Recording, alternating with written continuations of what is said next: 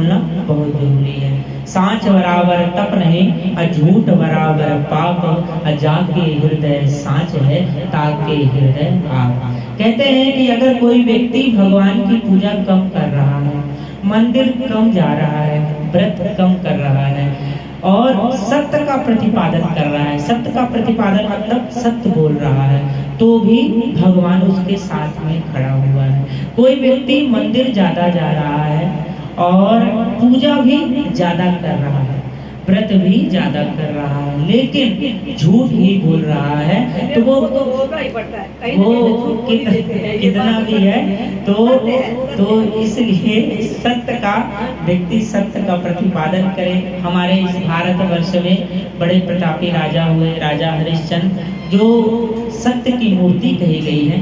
आज उनके अलावा इस संसार में उतना सत्यवादी कोई नहीं रहा। जब राजा हरिश्चंद्र ने सभी प्रकार की परीक्षाओं में पास हुए और उनकी पत्नी आई अपने पुत्र को लेकर के इसको दाह संस्कार करिए, तो बोले कि बिना कुछ दिए मैं इसका संस्कार नहीं कर सकता हूँ। बोले तो बताइए, इस संसार का राजा आज ऐसी स्थिति में है कि अपने पुत्र को अग्नि संस्कार भी नहीं कर पा रहा है। क्यों? क्योंकि वो भी मजबूरी में है, वो भी किसी के यहाँ काम कर रहा है। तो इस कारण से बहुत परेशान हुए।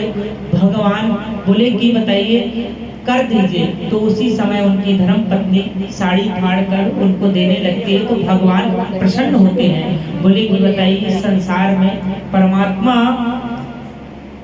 कितनी परीक्षा लेता है, लेकिन राजा हरिश्चंद्र कभी हारते नहीं हैं। ऐसी स्थिति में भी कहते हैं कि सबसे ज्यादा मोह व्यक्ति का किससे होता है? पत्नी और पुत्र से।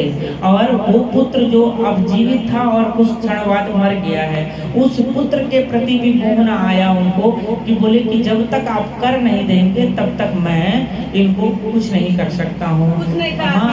और इसलिए उन्होंने साड़ी का पल्लू फाड़ा और साड़ी का पल्लू फाड़ने के बाद में उनको दिया। भगवान प्रसन्न हुए। भगवान से उन्होंने 3 वचन मांगे। क्या वचन मांगे? काशी में 3 वचन मांगे। पहला वचन मांगा कि जिस प्रकार से इस कलिकाल में आप इस समय आपने हमारी परीक्षा ली, और कभी भी किसी व्यक्ति की ऐसी परीक्षा मत लीजिएगा, क्योंकि इस कलिकाल का व्यक्ति उस परीक्षा को पास नहीं कर पाएगा। क्यों? क्योंकि अगर हम एक मंदिर जाते हैं और प्रतिदिन जाते हैं और उस मंदिर जाते जाते अगर हमारा काम नहीं बनता है तो हम मंदिर बदल देते हैं, हम भगवान बदल देते हैं। तो वो कहे कि इतना सत्य की परीक्षा किसी की मत लीजिएगा, पहला। दूसरा बोले ये व्रत मेरा बालक पड़ा हुआ है, तो भगवान ने